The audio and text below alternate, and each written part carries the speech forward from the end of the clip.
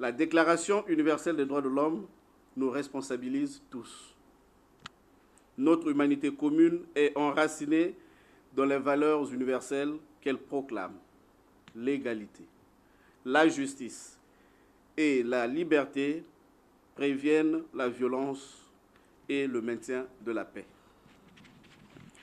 C'est en ce sens que le gouvernement de la République du Congo, sous l'autorité du président de la République, son Excellence Denis Sassou Nguesso, ne ménage aucun effort en vue de la promotion et de la protection des droits inaliénables et sacrés de la personne humaine inscrits en lettres d'or dans notre Constitution pour marquer l'attachement indéfectible de notre pays à ses engagements internationaux. Dans le cadre de ces engagements internationaux, la République du Congo collabore parfaitement et en toute transparence avec les mécanismes internationaux et régionaux des droits de l'homme.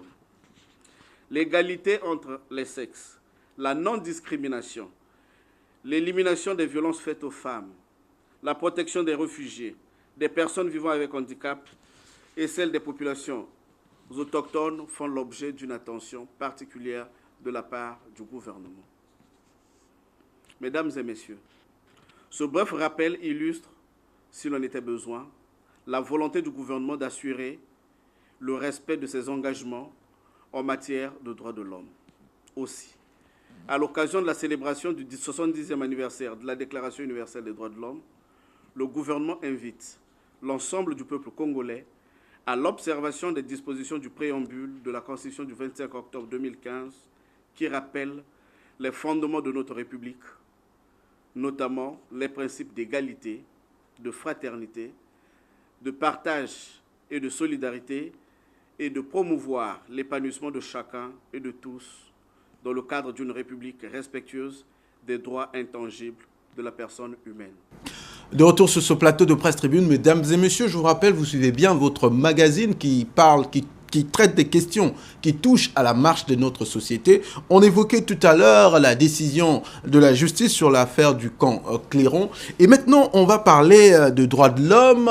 On le sait, le 10 décembre, la communauté internationale a commémoré le 70e anniversaire de la Déclaration universelle des droits de l'homme. Et cette question qui est une question importante, d'ailleurs le Congo était à l'honneur en Suisse pour le 3e passage sur ces questions. Alors là, quand on suit le ministre Bidinga, là, je veux poser la question à vous, monsieur Mavungu. Vous êtes spécialiste sur les questions de droits de l'homme et on connaît bien la procédure de passage devant le Conseil des droits de l'homme des Nations Unies. C'est exactement un mécanisme mis en place par cet organe pour essayer d'évaluer comment les principes des droits de l'homme sont mis en application dans le pays. Et le Congo est passé, on nous dit que c'était satisfaisant et on a parlé des avancées. Alors vous qui regardez de près cette question, selon vous, quelles sont les avancées concrètes qu'on peut dire au Congo sur les questions de droits de l'homme? Bien, merci beaucoup Sergio. Je crois que pour la gouvernement, c'est quand même intéressant qu'on définisse c'est quoi les droits de l'homme. Beaucoup de gens en parlent, hein, mais la signification. Tout le monde en parle, hein, vous allez au marché, droits de l'homme. Mais en fait, les droits de l'homme sont des droits dont jouit une personne. Vous voyez ? Peu importe votre race, peu importe votre couleur de la peau, nationalité, mais ce sont des droits qui sont consignés. Voilà, religieuses. Peu importe. Mais ce sont des droits qui sont consignés dans un document que vous avez appelé, que nous avons appelé la Déclaration universelle des droits de l'homme. Et quand vous parcourez cette déclaration, il y a 30 articles. Bon, c'est vrai, il n'y a pas une contrainte juridique comme telle, mais les États ont pris l'engagement de refléter cela. D'abord, dans vos constitutions respectives. Et quand vous lisez notre constitution, vous allez remarquer que ces droits ont été repris. Exactement, il y a 42 articles sur la constitution dédiés sur la question. Très bien, et 30 articles sur la Déclaration universelle des droits de l'homme. Mais les droits de l'homme, il faut les classifier. On parle trop des droits de l'homme. Il y a d'abord la première génération qui est née. C'est ce qu'on appelle les droits civiques et politiques. Mais bien après, c'est-à-dire vers, je crois, le 19e siècle, on a parlé maintenant aussi des droits sociaux et économiques. Les droits ont évolué et il y a une troisième génération. Ce sont les droits de l'homme dits du nouveau. Vous avez le droit à l'environnement, le droit à la propriété intellectuelle, j'en passe. Alors, le Congo, aujourd'hui, 70 ans après, quelles sont les avancées? Je crois que c'est la question que vous avez posée. Exactement. Moi, je vais m'apaisantir sans peut-être monopoliser la parole, hein, puisque mes amis aimeraient quand même parler. Je vais m'appuyer sur les articles 2, 3, 4, 19. Mais au passage, il faut dire que le Congo, qui est passé donc à ce troisième examen, est ce pays qui suit justement les recommandations des Nations Unies. Parce qu'il y a des États qui effectivement ne se présentent pas. Se présente pas, oui. Ah oui, pour présenter le rapport. Bon, soit parce que ils ne sont pas à jour, soit par exemple, ils sont beaucoup critiqués par les ONG des droits de l'homme. Mais là, le Congo, vous l'avez dit, est passé à son troisième passage. Dans le cadre aussi des droits de l'homme, il faut reconnaître que le Congo a ratifié presque la plupart des conventions. Ouais. Je peux me tromper. Et il y a par exemple la convention contre la torture et les traitements dégradants, le Congo a ratifié. Il y a la convention relative aux droits de l'enfant, le Congo a ratifié. La convention relative aux droits des personnes handicapées, là également le Congo a ratifié. Donc on juge un pays à partir donc des arguments, des instruments comme ça. Bien. Quelles sont les avancées? C'est la question que vous avez posée. Sur terrain. Parce que là, vous êtes juste dans... Très bien. Moi, je prends l'article 2, la déclaration des droits de l'homme. Des droits de l'homme, qui parle de l'égalité pour tous. L'égalité pour tous, l'article 2. Et cet article interdit donc la discrimination basée sur la race, sur les aspirations politiques, etc. Mais je vais prendre un exemple sur la santé.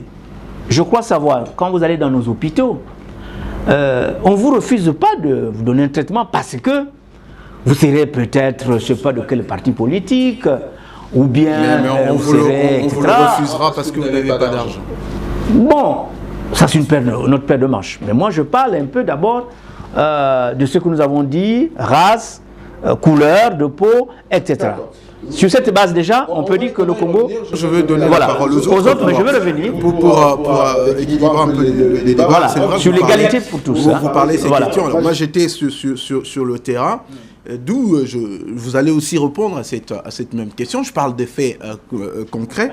Mais également, là, on a vu le visage du Congo rayonner lors de ce passage. Mais de l'autre côté, on est sans ignorer des critiques alors très fortes des organisations de droits de l'homme et même des rapports de certains États. On va se rappeler du rapport du département américain en 2016 qui mettait vraiment, qui critiquait énormément le Congo. Vous, comment vous voyez un peu cette, je veux dire, bicaméralisme du Congo entre-temps? Vous rayonnez dans le Conseil des droits de l'homme et en même temps, sur des cas comme l'Amnesty International, le Congo n'a pas un visage rayonnant. Bon, merci bien. Il y a... Bon, d'abord, il faut regarder ce fait comme tel que le Congo a réussi son passage à Genève. C'est à Genève, non? Au Conseil des droits de l'homme. Donc, c'est une formalité administrative qui consiste à présenter des rapports, à répondre aux questions. Je crois que le Congo a réussi son passage. Maintenant, il y a de l'autre côté, oui, on remarque qu'il y a des organisations des droits de l'homme ou peut-être même des acteurs politiques, des associations politiques qui sont très très critiques à l'égard du Congo. Vous savez, les choses bougent. Hein? Les choses ne restent pas statiques. Je crois que ce passage-là se fait 5 ans après, non? 4 ans et demi après. 4 ans, ouais. Donc tous les 4 ans. Donc au bout de 4 ans, quand même, une situation peut évoluer et avoir changé fondamentalement. Donc si vous restez statique aux images que vous aviez à l'époque, vous pouvez vous tromper. C'est vrai qu'on a eu des situations sécuritaires difficiles dans le pays, avec la crise autour du changement de la Constitution, la crise du pôle, ainsi de suite. Il y a eu des faits qu'on a enregistrés, qu'on peut qualifier d'atteinte aux droits de l'homme, parfois des personnes qui étaient arrêtées sans être jugées, sans être présentées devant le procureur de la République pendant des jours, des semaines, voire des mois. Il y a eu des choses comme ça là qui se sont passées. Mais après, le pays s'est rattrapé. Le pays s'est rattrapé et est sorti de cette situation-là. Donc maintenant, si les gens sont restés à ces faits dépassés, bon, c'est ce qui explique un peu qu'ils ne soient pas entendus. Voilà, donc au Congo aujourd'hui, c'est vrai, il y a quand même une évolution et qu'il y a un effort qui a été fait de respect des droits de l'homme. Tout n'est pas parfait, c'est vrai, mais cela maintenant revient au fonctionnement des services, de la force publique, le fonctionnement de la société aussi, justement pour relever les cas d'atteinte aux droits de l'homme. Justement, parlant de ce qui doit être, sur ce que le Congo doit parfaire, hein, et à l'issue donc de ce passage, il y a 168 recommandations formulées à l'endroit donc du Congo, et notamment on appelle le Congo donc à s'aligner dans le principe de Paris, notamment dans la disposition de la nouvelle loi sur la Commission nationale de droits de l'homme. Alors Ernest Demy, cette Commission nationale de droits de l'homme, vous voyez là où ça existe, il y a quand même de choses à faire, notamment dans son volet, de pouvoir faire la promotion de droits de l'homme en matière, par exemple, de l'incarcération. On sait que nos centres pénitentiaires ne sont toujours pas aux normes. Ça aussi, c'est des choses à parfaire. C'est des choses à parfaire. Je ne viens pas défendre les projets du gouvernement ici, mais il faut retenir une chose, que vous n'avez pas aujourd'hui, même en France, on parle des conditions de détention. Au-delà du fait qu'on ne peut pas être en prison et avoir les mêmes conditions que chez soi à la maison, il y a quand même un minimum qu'il faut avoir. Mais il faut aussi retenir une chose, c'est que la plupart des acteurs qui font ces procès, la plupart des organisations qui agissent dans le compte courant ou intervient dans le compte courant de ce que même les organismes internationaux habilités reconnaissent, alors généralement sont pris comme des appendices politiques de certains milieux sulfureux. Suivez mon regard. Alors, moi, je suis plutôt dans le fait de savoir que oui, la maison d'arrêt de Brazzaville, par exemple, accuse des déficits en matière de conditions de détention des citoyens. Alors, et là, vous allez même là, on peut prendre des exemples même des lieux de détention comme des préventions, hein, dans nos commissariats de police. Voilà. C'est vraiment... C'est lieux de détention de la gendarmerie. Exactement, c'est à des états putés, donc il y a des choses à faire là-dedans. C'est ce que j'ai dit. Il y a des efforts à faire. Moi, je n'ai pas dit que être en prison, il faut que la prison soit différente de la liberté. Mais quand même un minimum un minimum de conditions. Dans le sens de droit de l'homme qui doit être respecté. Il faut qu'il y ait quand même un minimum d'harmonie entre ce que disent les organisations des droits de l'homme et ce que doit faire le gouvernement. Si vous constatez que du côté de ceux qui dénoncent certaines choses, il y a de la mauvaise foi. Et ça devient dangereux. Voilà pourquoi je recommande l'honnêteté, puisque nous sommes dans le droit. Il faut qu'il y ait l'honnêteté et la justice de part et d'autre. Qu'est-ce qui ne va pas? Qu'est-ce qui doit être fait? Quand vous avez d'un côté ceux qui ne viennent que pour accuser, même quand il y a un minimum qui est fait, alors c'est là où ça fausse. Alors, M. Mavungu Beni, vous êtes quand même quelqu'un qui doit côtoyer, hein, la Commission nationale de droits de l'homme. Alors, cette commission, finalement, parent pauvre, non? Bon, écoutez, moi, je voulais d'abord vous faire savoir ceci. La première question que vous avez posée, quelles sont les avancées? Je crois que les téléspectateurs devraient d'abord comprendre quels sont les efforts que le gouvernement congolais est en train de faire en matière de droits de l'homme. C'est quand même important. Oui, et après, on va voir les insuffisances en termes de faiblesse. Bon, vous voyez que, par exemple, notre Constitution, vous allez voir, par exemple, que la peine de mort est abolie. Elle ne s'exécute plus. Mais dans d'autres pays... Les textes ne sont pas toujours pris. Oui, mais d'accord, mais dites-moi quel jour on a encore abattu, je ne sais pas, exécuté. D'application, oui, exactement. Quand est-ce qu'on a exécuté quelqu'un, je crois, à ma connaissance, non pas. Mais ailleurs, je peux vous dire que la peine de mort se pratique encore. Vous pouvez aller au Botswana.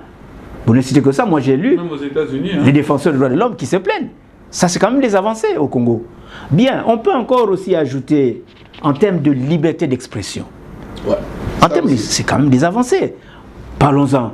Moi, je crois savoir que je n'ai pas encore entendu, je ne sais pas, un président d'une association qui a été, par exemple, arrêté. Mais des sceptiques vont vous prendre les exemples de notre confrère Fortuné Bemba, qui était à la maison de l'arrêt. Non, mais entre nous soit dit, pour cette affaire, bon, c'est un frère, un confrère, mais je crois qu'il a été arrêté, à ma connaissance, parce que, au cours, je ne sais pas, d'un article, mais si nous avons suivi bien la justice, c'est parce qu'il était, je pense, en connivence avec.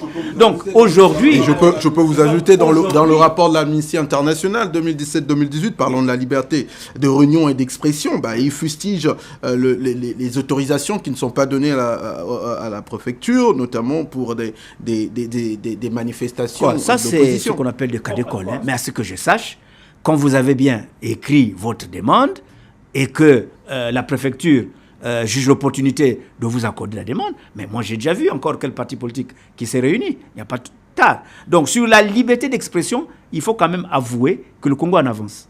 Vous avez par exemple des journalistes qui critiquent à longueur de journée, ça il ne faut pas le cacher. Et puis aujourd'hui dans notre pays, je ne pense pas. C'est pas qu'on va nier de tout en bloc pour dire que non, au Congo, il n'y a pas une liberté d'expression comme telle.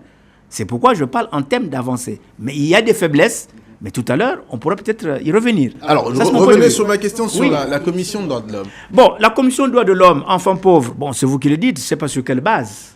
Sur quelle base. Mais je crois qu'ils ont un traitement particulier. Le gouvernement s'attelle... Je suis passé là-bas il n'y a pas longtemps, il y a un bâtiment... D'accord, mais le gouvernement s'attelle, je crois savoir, le gouvernement s'attelle pour mettre des conditions idoines à ce qu'ils travaillent. Bon, aujourd'hui, où se trouve le vice-président de la commission? Vous pouvez me dire?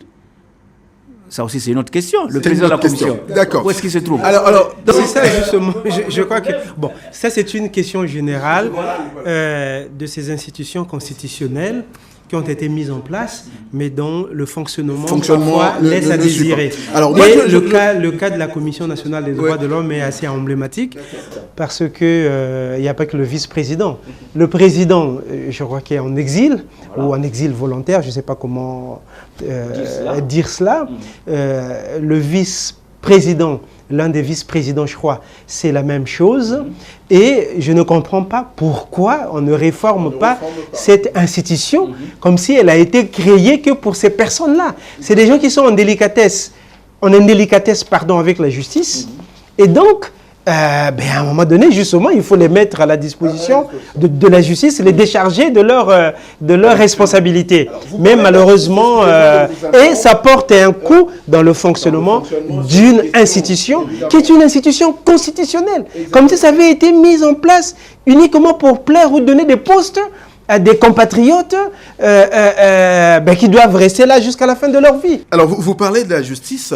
Lors du passage du Congo, il y a donc ce groupe du travail sur la détention arbitraire qui a demandé au Congo de la libération de Jean-Marie Michel Mokoko. Alors, selon vous, est-ce que c'est parce qu'ils n'ont pas eu des informations sur le procès qui a déjà eu lieu, ou c'est aussi un manque de communication de notre gouvernement? Non, mais c'est le deuxième cas que vous avez signalé. Ils n'ont pas eu les informations sur la tenue du procès et tout. Donc, je crois qu'ils avaient agi. Ça, c'était leur réflexion avant la tenue du procès. Comme c'est des commissions qui se réunissent de manière assez décalée, disons de manière assez espacée dans le temps. Donc, entre-temps, ils n'ont pas suivi la tenue du procès. Allez-y. J'étais au procès de Boutombo, j'étais reporter au procès de Mokoko. Ce même avis était... C'est un avis, hein, c'est pas une décision. Ce même avis, voilà, ce même avis était présenté par les avocats de Mokoko pendant le procès, qui avaient voulu à l'époque faire passer ça pour une décision ou une ordonnance. Alors, le parquet avait réagi et donné des détails sur ça. Donc, c'est pour dire que c'est une situation qui existe même avant le procès, puisque ça avait été relaté pendant le procès. Mais ils ont juste réchauffé par rapport à l'actualité et à l'audition du Congo par le Conseil des droits de l'homme pour essayer un peu de rappeler qu'il y a... Voilà. Alors, on a parlé de tout cela, bien évidemment, M. Mavungu, vous revenez sur ce qui a été fait. On sait bien que le Congo, ce n'est pas les textes qui manquent. Vous avez cité des textes de commencement. Il y a également sur la protection de peuples autochtones, le droit des enfants. Le Congo est champion. D'ailleurs, en matière de droit de peuples autochtones, le Congo est l'un des rares pays qui a une loi sur la question, mais il est vrai que sur les textes, on est bon. Mais le problème, c'est dans la pratique. Alors, c'est peut-être l'occasion aussi de revenir sur la mise en œuvre de tous ces textes pour que la protection, le droit de l'homme, soit une réalité plus que vivante au Congo. Bon, merci. Bon, parlons des populations autochtones. J'ai travaillé beaucoup sur cette thématique. C'est la loi 5, barre 2011, je crois du 25, qui porte promotion et protection des populations autochtones. C'est une loi salutaire. Personnellement, j'étais à New York, où on a salué les avancées du gouvernement congolais. Et je peux même dire que le Congo est le premier pays, je peux parler de l'Afrique, pourquoi pas un peu d'Europe, qui a une loi spécifique qui protège les populations autochtones, qu'on appelle sous d'autres. Le vrai problème, oui, je peux dire que les textes d'application, à ma connaissance, lambine. Mais le gouvernement est en train de faire un travail, je crois, à ce sujet, pour que une loi qui est promulguée soit accompagnée. Demandons au ministre de la Justice, c'est d'activer justement ces textes d'application pour que nos frères et sœurs, populations autochtones, rentrent pleinement de leurs droits, qu'ils aient leurs droits. Donc c'est quand même une faiblesse, il faut le dire, en termes, par exemple, de textes qui... Alors, Jocelyn, rapidement. Ah oui, c'est l'une des faiblesses, je crois, de la gouvernance du pays, l'absence ou l'insuffisance des textes d'application. Il y a beaucoup de lois comme ça là qui souffrent, qui manquent de textes d'application. Je crois qu'il faut que le gouvernement pense un jour renforcer les capacités du secrétariat général du gouvernement pour vraiment faire le toilettage, non, le complément de toutes ces lois-là qui manquent de textes d'application. Au-delà de tout, sur des questions de droits de l'homme, par exemple, on voit bien évidemment les questions de... Prenons par exemple la police, quand il appréhende un incivique, on le prend, on le met sous la banquette arrière de leur véhicule. Ce sont des pratiques quand même qui sont des pratiques d'autres désuètes, je peux dire. Mais là, il ne faut pas un texte, il faut plutôt... Mais c'est ça justement, ça fait partie... Voilà. Non, vous évoquez là effectivement un aspect important, c'est celui de la formation, voilà, de la sensibilisation. Voilà. Hein? Et chaque fois, il faut... Parce qu'il ne suffit pas de prendre un texte pour croire que les comportements vont changer. Hein? Pour que les comportements changent, il faut sensibiliser les gens, il faut les former aux nouvelles pratiques pour que les gens sachent que ça, c'est pas bon, c'est interdit. Enfin, c'est pas bon, comme dit l'artiste Zao, c'est pas bon, c'est pas bon. Il faut pas le faire. Donc voilà, donc comme fonctionnaires de l'État, surtout les fonctionnaires de contrainte, donc nos compatriotes qui sont dans la force publique, la police, la gendarmerie, nous sommes un peu comme héritiers de cette période du parti unique qui a abouti à la militarisation de la police, où l'on pense que c'est la violence qu'on exerce sur la personne qui va faire que qui va le corriger, ou le punir, la torture, quoi. C'est dans nos comportements, mais je crois qu'il faut amener les gens à changer.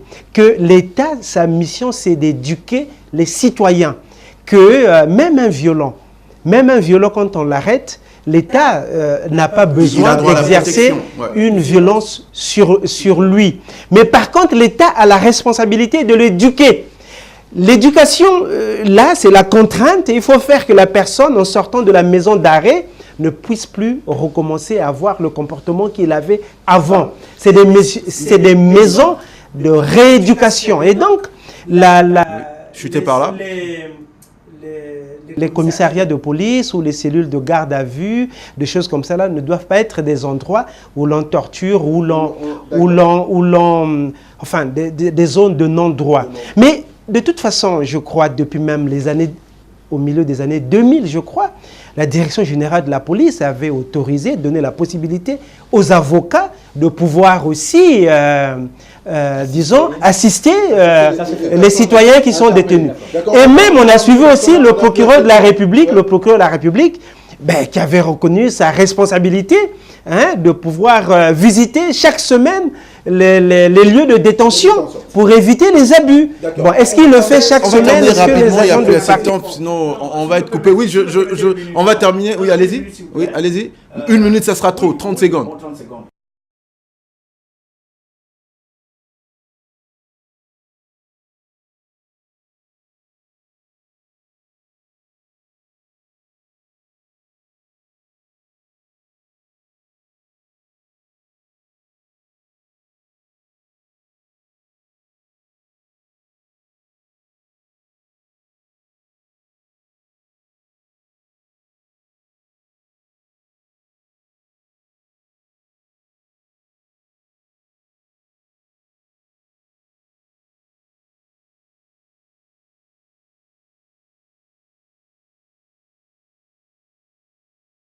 Son personnel pour la promotion des droits de l'homme. Ça peut se faire en partenariat avec la société civile. Qui doivent parler de droits de l'homme. Alors, Ernest Demi, rapidement, 30 secondes, on termine avec vous. Oui, mais moi, je crois de manière globale qu'il faut dire qu'il y a des efforts à faire, mais quand déjà les instances habilitées comme les conseils des droits de l'homme reconnaissent qu'il y a des avancées et font les recommandations, on s'en tient à ça. Parce qu'il faut éviter toujours des sautes d'humeur dans la gestion de nos situations. Parce que on n'est pas d'accord de l'attitude d'une institution républicaine par rapport à une personne qu'on soutient au niveau de la société, alors on va mettre tous les pays, on va jeter tous les pays en pâture. Non, il n'y a pas de droits de l'homme parce que non, son cousin a été arrêté alors qu'il a effectivement... Merci beaucoup. Merci beaucoup. On va terminer, monsieur. Merci de votre participation. On n'a plus assez de temps. L'heure, c'est l'heure. Merci à monsieur Joachim. Merci à monsieur Mavungui Beni pour votre passage pour la première fois. J'avais quand même un aspect important sur les écoutes provisoires. Les écoutes provisoires. Allez-y rapidement, vraiment. Les écoutes provisoires, je crois que c'est l'occasion aussi de dire au ministre de la Justice d'y veiller. C'est quoi les écoutes provisoires? Un magistrat vous prend, c'est peut-être un vendredi ou un jeudi, il dit, bon, moi, je n'ai pas le temps de vous écouter, placez-moi lui à la maison d'arrêt. Ça, c'est ce qu'on appelle des écoutes provisoires. Et les droits de l'homme, très souvent, les défenseurs des droits de l'homme crient beaucoup sur ça. Et le ministre doit veiller sur ce qu'on n'entend pas, les écoutes provisoires. On ne peut pas régler un compte à quelqu'un, bon, parce que moi, je suis magistrat, je te place aux frais. Voilà. Merci beaucoup. C'était votre magazine Presse Tribune. Et on vous donne rendez-vous très prochainement avec le même plaisir et le même sens du devoir. D'ici là, portez-vous bien. À très bientôt.